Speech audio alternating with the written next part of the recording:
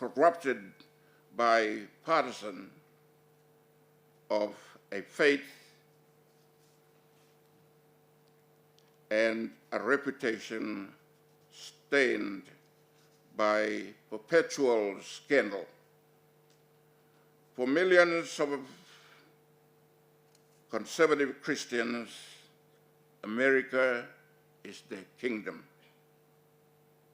a land set aside, a nation uniquely blessed, a people in special covenant with God. This love of country, however, has given way to right-wing nationalist fever, a reckless blood and soil idolatry that trivializes the kingdom of Jesus Christ. Alberta retraces the arc of the modern evangelical movement, placing political and cultural inflections points in the context of church teaching and traditions, explaining how Donald Trump's presidency and the COVID-19 pandemic only accelerated historical trends that long pointed towards disaster. Reporting from half-empty sanctuaries and standing room only convention halls across the country, the author documents a growing fracture inside American Christianity, accessing the highest echelon of the American evangelical movement. Alberta investigates the ways in which conservative Christians have pursued, exercised, and often abused power in the name of securing this earthly kingdom. Having said this, I also wish to thank the Catholic Church for the two documents sent to me in Brisbane by Dr. John Warmes. From these two documents, it is very clear to me that the leaders of the Catholic Church, which I believe to be the church with the biggest following in Papua New Guinea, have not been consulted. This was also confirmed to me from my consultation with the Cardinal, the Archbishop of Port Moresby, Cardinal John Ribot. In the short time since I have arrived in Port Moresby, I have consulted also with the Bishop of the New Guinea Islands region of the United Church, Bishop Reverend Ravin August Waninara. Yesterday, May 1st, 2024. He confirmed that he was not given the courtesy to be consulted. I also took the opportunity yesterday to consult with the moderator of the United Church, Reverend Karo Kilagi. He confirmed to me that while some consultation had taken place, it was minimal. It makes me wonder who had carried out the consultation and how detailed was the nature of the consultation. With regard to the two documents I received in Brisbane from the Catholic Church only a few days ago, I took the opportunity to consult with a dear and close friend of mine, trained in theology and philosophy and living in Tasmania. He responded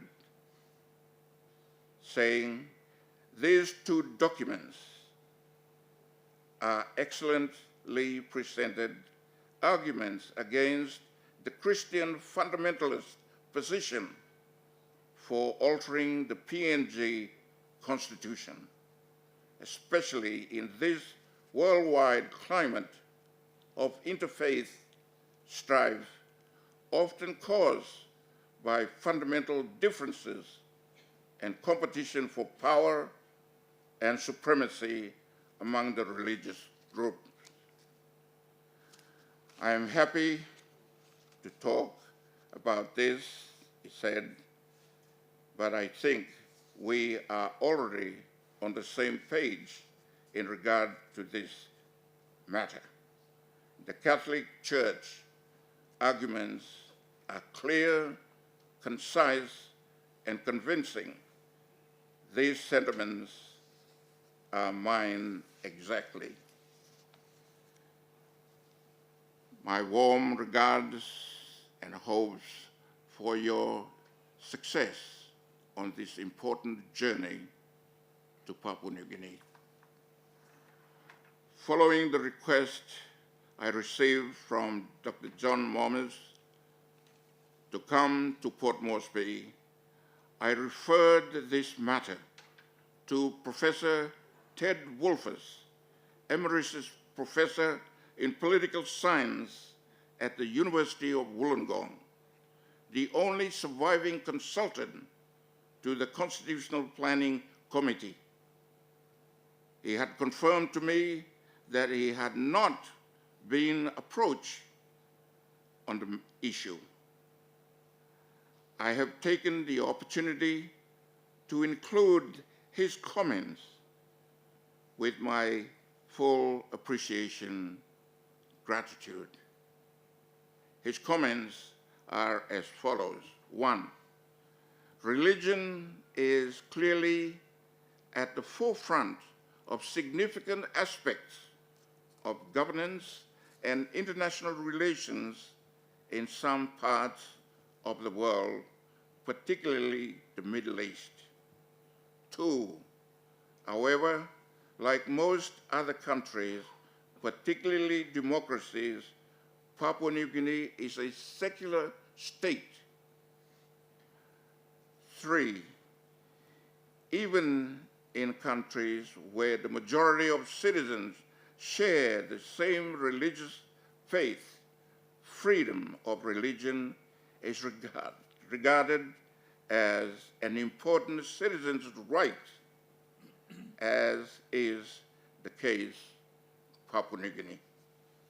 4, the Constitution of the independent state of Papua New Guinea is already quite remarkable for the way in which the opening paragraph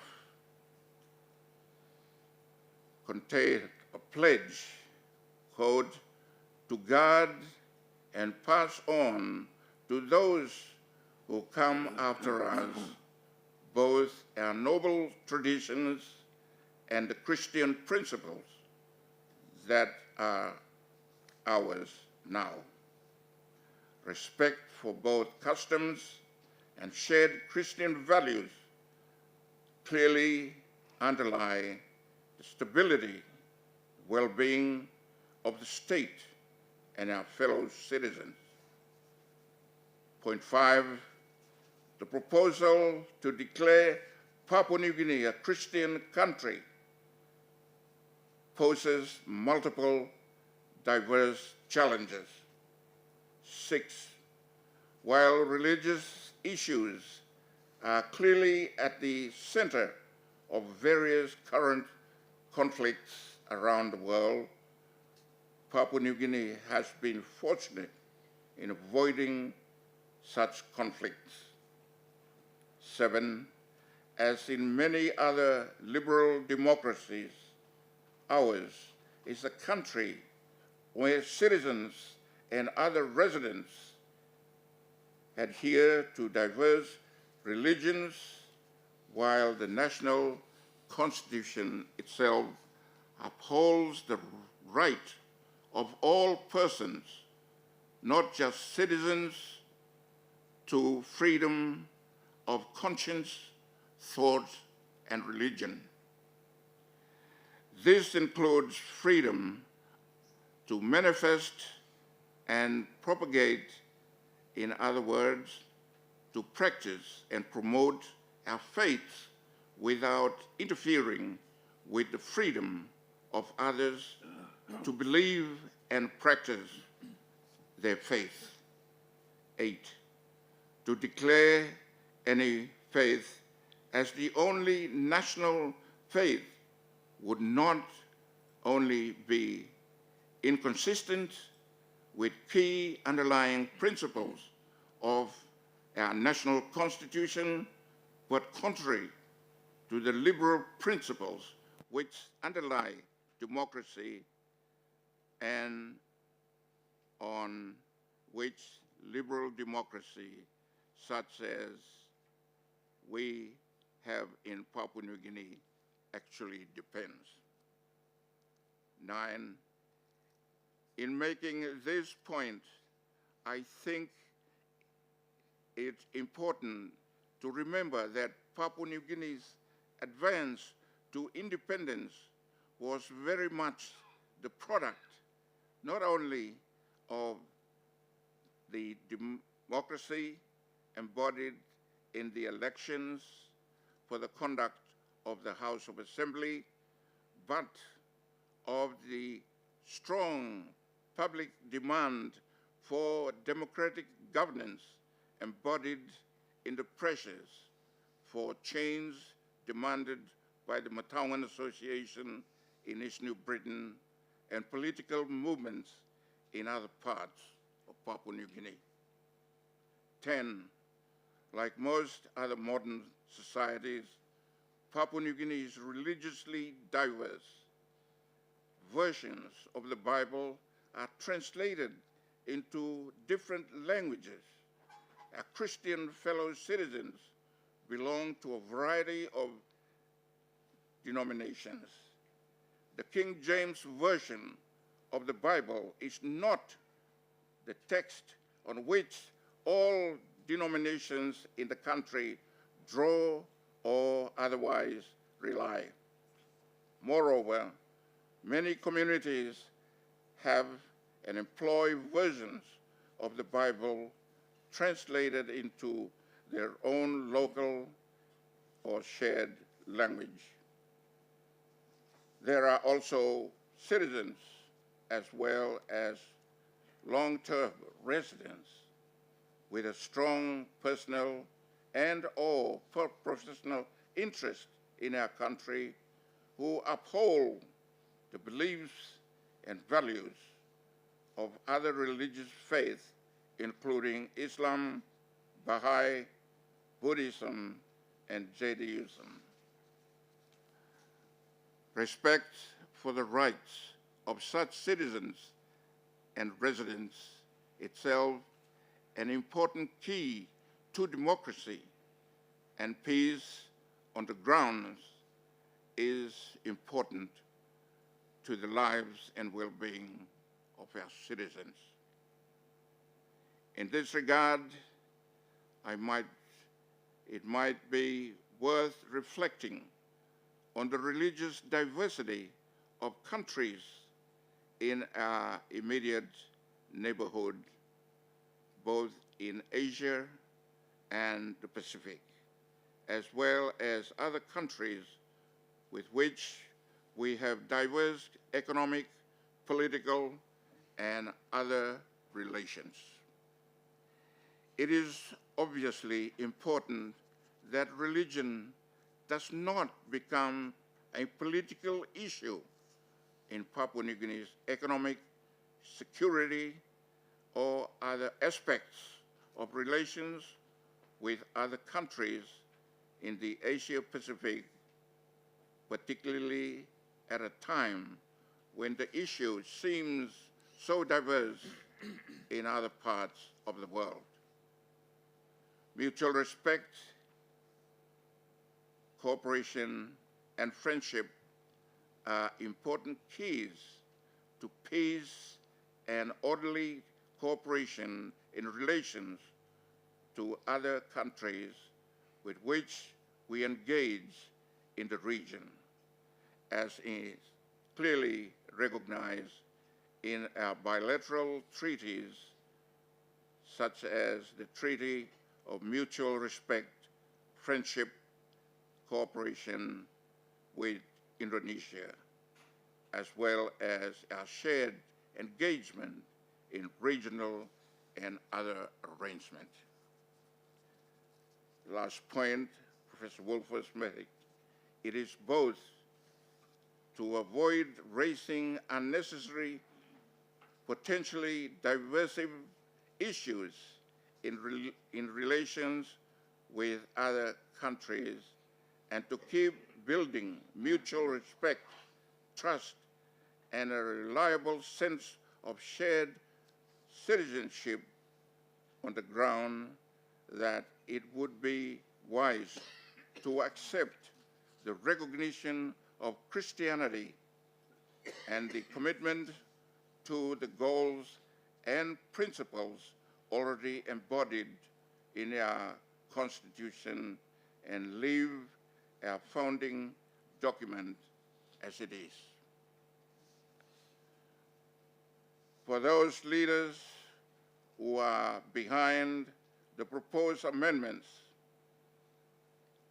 and lack any understanding of the clear separation of the state and the church should be reminded of the statement by the President of the Seventh-day Adventist General Conference, Reverend Ted N.C. Wilson. I quote, "Let no Seventh-day Adventist think of themselves as better than anyone else or accuse others of not being holy or perfect. We are all sinners at the foot of the cross in need of a Savior who provides for us his righteousness." In conclusion, Mr. Chairman, considering the short time available to me to prepare this presentation to this important parliamentary committee, I pray that I have made my position clear to oppose the amendment. I therefore appeal to the clear-thinking members of Parliament to reject the proposed amendment. Failing this, the day of judgment will come in the next general election, when the people of the nation will have the opportunity to have their say. I am led to believe that the Church has already appealed to its members of Parliament, that is the Roman Catholic, not to vote in favor of the proposed amendments. Mr. Chairman, I thank you for the opportunity to express my views following my consultation in the short time made available to me. In this regard, I thank the church leaders, including the Cardinal, the Archbishop of Port Moresby, the moderator of the United Church, the Bishop of the New Guinea Islands region, as well as the support and advice I have been able to receive from those friends and advisors, including Professor P. Wolfers, Mr. Henry Ritano of Tasmania, Mr. Roderick Sito, a young Papua New Guinean who had graduated from the Australian Catholic University in Sydney. To all these good people, I thank them, and I thank you, Mr. Chairman.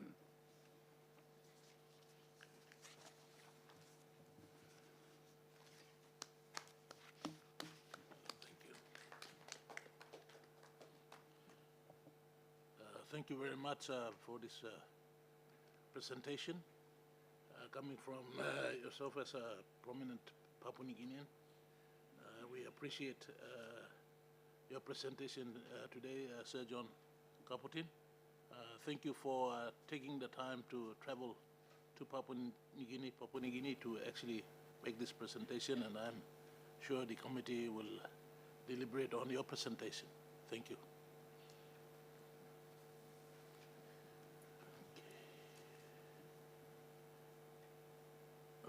Next person that will be making a presentation is Mr. Paul Eric Nen from Catholic. He's the president of Catholic Professional Society. Thank you. Thank you, Chair, and members of the committee.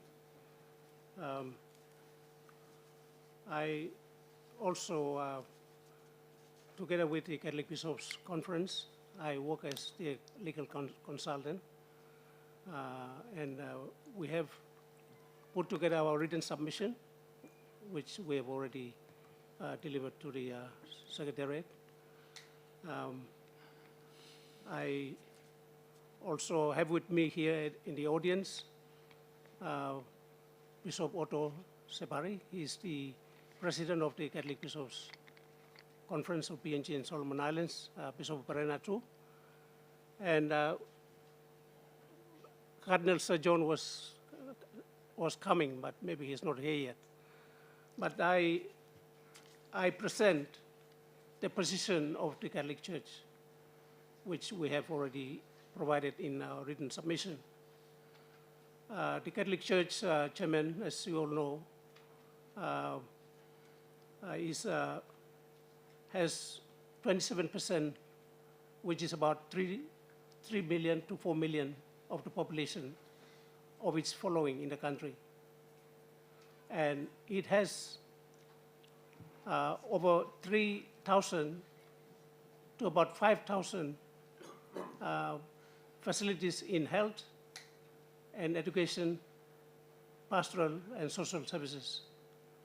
And as many leaders will know, it always has been, before independence, at independence, after independence, it continues to be a valuable partner to the government. And it continues to be in places where the government services cannot reach. It is the surrogate government. And we have studied from the publication of the bill in the National Gazette